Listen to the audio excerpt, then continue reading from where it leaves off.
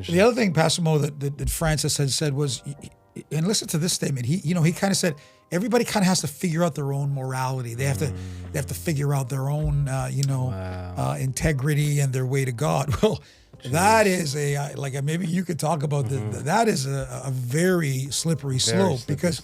So what is your North Star? What is your solid footing if you get to decide your morality? Yeah, that's a very not only is it unbiblical, it's a very non-Catholic thing to say.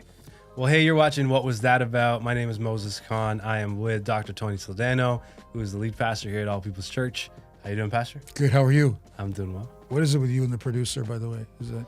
Yeah, we got a thing going. Gotta keep this professional. It's called marriage. It's called marriage. Oh, man. Well, listen, I hope you're doing well. We are going to talk about the new Pope. I'm glad you pointed to the right finger, by the way. I did, yes. Who is American. Yes, first one ever. First one ever. Wow, Trump must be happy. Trump must be very happy. Yeah, so we've got an American Pope, and the name he went with here is Pope Leo. Pope Leo the 14th. By the way, traditionally, the Leos of the popes have not been good popes. Yes. Interesting. Yeah, that is interesting. Yeah, historically. Historically, you're right. You're right. Wow. There's the Catholic in you, after all. Yes. A few years, yes. Listen, why we want to talk about this is because the previous Pope who died, Francis, he took, the religion very, very left. He was very loose, very liberal, and was applauded for that and said, all sorts of things and did things that were very blessed gay marriages, relationships, right? Brought certain things in that was just very untraditional. Much easier on abortion. Yeah, and so with this new Pope now, I actually have a tweet here that I'm going to read. When's the last time I read a tweet? This is from so this is legit. A trad Catholic, which is a traditional Catholic, I guess, tweeted that Pope Leo the 14th reaffirmed two foundational truths. One being marriage is between a man and a woman, one man, one woman. Abortion is demonically evil. And he also spoke about how truth has to be spoken even with blunt language, no ambiguity, no compromise, just clarity. Wow. And so here we have this new Pope completely bringing us back towards more of a traditional view, more of a biblical view on these said issues. Wow. What do we think of this? Well, listen, I think these are based on not only traditional beliefs, these are biblical. And, although we do not agree with, everything that the Catholic Church teaches, certainly in this particular case, and I hope he stands by this because this is not a popular in our world. It is not a popular decision. Francis, as you said, was more applauded because he was going more of the liberal side, and let's be more open-minded. Yeah. Where this individual seems to be more consistent with the Bible and on these subjects anyway, and on Catholic teaching. So this is not going to bode well with certain groups, as we know. Well, there's already been meltdown videos and the rest of it because of these statements. Wow. So here's what's interesting. You have President Trump, who's even passed laws and defunded various things in the United States. And now you have this, American Pope that is, trying to, bring the church back, which I believe will cause a division, and rightfully so. Those that want to follow, the ways of God, the Word of God, versus popular culture. And this is the day that we're living in. So hopefully he will have the strength and the support to carry on, because there's a lot of pressure. Yeah. So how does it work? And excuse my ignorance here, but does the new Pope come in and basically establish new doctrine or affirm new doctrine, or affirm traditional? How does Like, how does that work, and why is this such a big deal that he came out and did this? The answer to yes. Yes, they do a lot of that. But, in many cases, the Pope, as the leader of the Roman Catholic Church, makes a decision on how strict are we going to adhere to the Bible, to tradition, and even to their, to their doctrines. Right. Now, of course, marriage and abortion are foundational issues. Yeah. And so, every pope, every leader makes a decision. This is the way we are going to, live out our lives and live out faith. Are we going to follow God? Are we going to follow more, popular culture? And remember, this is not just a religion. This is politically steeped as well. And so there's many ramifications here. I guarantee you that there are heads of states that are going to call him and try to sway him, because the Roman Catholic Church is worldwide. However, the traditionalists, when we go back to Pope Francis, there were bishops and cardinals in Africa in particular that absolutely rejected his stance, or his loose stance on these particular subjects, and said, we're not going to follow this. We're still Catholic. We still have positions of leadership, but we will not follow this. So it creates that division. As Jesus said, he came to bring a sword. And so, in this case, we applaud him. I also heard, now we haven't verified this, that he's not particularly a great fan of the Pentecostals and Charismatics, as we are. However, that's fine. You don't have to be our fan. Just follow the Bible. That's it. And we will applaud you, because we believe this as well. And for him to say something like, I think what you said there was demonic, that abortion was demonically evil, which we know is murder, right? It is the taking of a human life. Right, and for him to describe it with such terms. So when he says, we need to speak truth with clarity and no ambiguity. Wow, he has started it that way, right? That is incredible for him to do that, especially considering where the last pope had left it.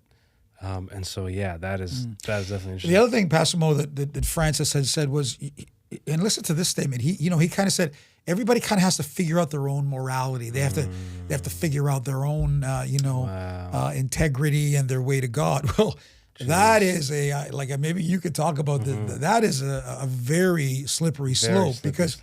So what is your North Star? What is your solid footing if you get to decide your morality? Yeah, that's a very not only is it unbiblical, it's a very non-Catholic thing to say.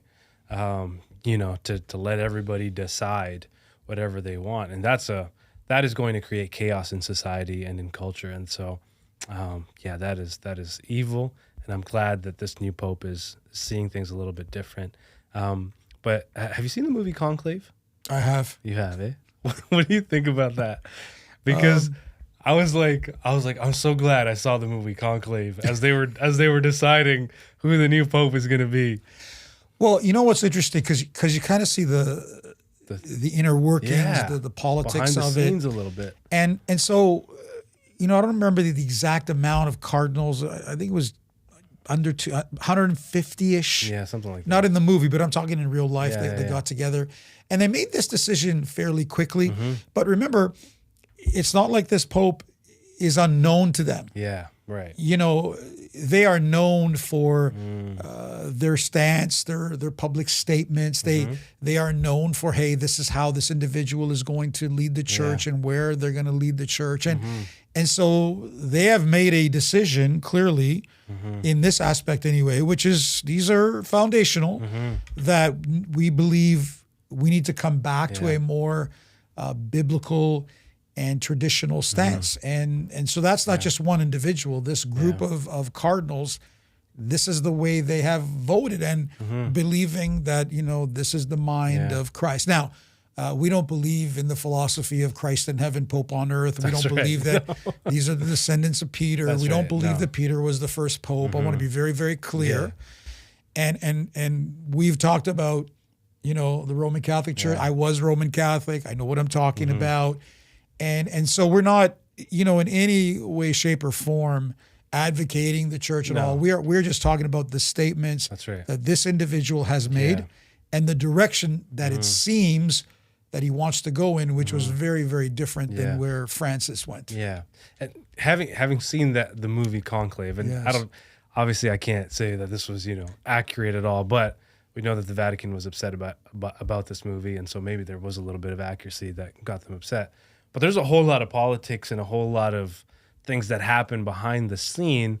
And in the movie in particular, it takes a long time for them to come to this decision because, they're voting for this person and certain people don't like that person. And there's all this politics that happens behind the scene and people pulling the strings. And so the fact that they came to this conclusion so fast and they made the decision so fast with this Pope maybe gives insight to where the state of, that leadership is at in terms of left or right. Maybe in the Cardinals, maybe they thought, wow, we've gone too far. Francis just took this way too far. Yeah. And we need someone to bring it back. So before Francis, for a while there was two living popes. He was German. I'm going to butcher his name, Rothenberg or something like that. He was very, very strong doctrinally, even stronger than this individual, and they felt that he was too much. And so, because you're not even allowed to have two popes at the same time. The only way a pope can be removed is by death. But, they said, oh, well, he's ill, it's never been done in history. Wow. And so Francis came in because they thought he was too strong. This German... Joseph Aloysius Ratzinger. Yeah, Ratzinger. Okay, forgive me for the pronunciation. And so maybe they're probably trying to find the middle ground between the two. Now, in the movie Conclave, at the end there, there is some philosophy of indoctrination of, hey, let's allow this Pope who, is male, but he's got these female parts and whatever. So very, very interesting that, did they respond to that movie in the sense that where that movie was kind of leading the church, these people have gone the opposite way? Very, very interesting. Fascinating. Yeah. It would have been easier, honestly, for the Cardinals to go, say, hey, let's continue on the Francis route where, we are more popular, probably heads of state agree with us more. Yep. And so this is a more risky decision. It probably alienates more people, I would say, within the church and even within or outside of the church, if you will, right? Because, let's be honest, the whole fight, whether it's the Catholic Church or the church or the body of Christ, the fight is always to keep sin in the church, right? So let's loosen the reins. Let's be more open-minded. So let's be more accommodating. This would not be a popular move. And so those that are, devoted Catholics would be incredibly happy with these words. I mean, we're happy, because he's making worldwide public statements and he has a platform and a seat of authority that we don't have. Yeah, so true. So true. Well, listen, I'm hopeful because I even see, even among the young generation, that talk a little bit about there's more of a turn towards conservative and traditional values, that even young people are just kind of getting fed up with the noise and the mixture of things and want to return to more of a simplistic view, which happens to be a traditional and more conservative view, and that sees the difference between right and wrong, and doesn't just want to live in, the mess of what has been created by the left today. And so I am hopeful that there is a younger generation that, wants to rise up to that occasion. Yeah.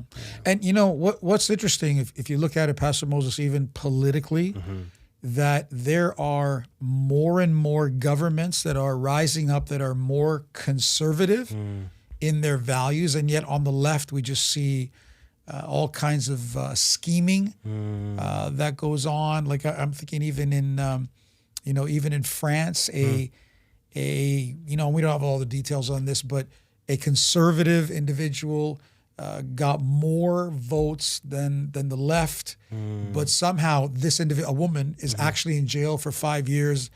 My understanding is they concocted some ridiculous charge against her, and so you imagine your opponent gets more votes than you, and then all of a sudden she winds up in jail for 5 years, and you still form the government. And so I think to some element there, and even as you mentioned amongst young people, there and you talked about some traditional wives and women that kind of want to go back to that role, and there is this stir, and yet when it's happening, you really see the wickedness of the left. When we say the left, just that radical liberal mindset. Yeah. We see it in America. It is beyond logic and reason and understanding.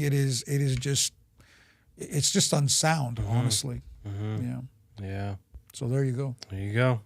Let's hope this guy will carry on. That's it. Pope Leo the 14th. Pope Leo. Be a good pope. Man. Be a good pope. Hey, listen, thank you for joining us for today's episode. Let us know what you think about this. Is this a sign of hopeful things to come, or is this just a coincidence? Let us know your thoughts. If you're not subscribed, please subscribe, like this video, share this video with a couple people you know.